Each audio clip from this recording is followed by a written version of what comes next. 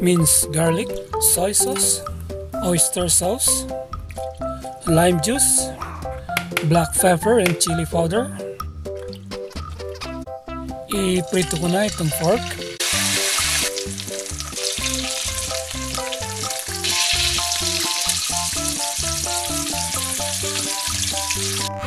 Bawasan ko yung mantika.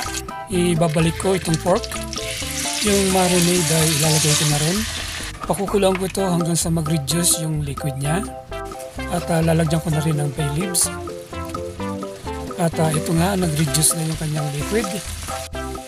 Paibabawang ko ng ring onion. Now, tatakpan ko ng bahagya. At hahaluin ko. Okay na, ito ating pork loin steak. I-garnish ko ng green onion at titikman ko na. Ayos mga kaibigan, sobrang sarap po. Ito na ang ating delicious pork loin steak.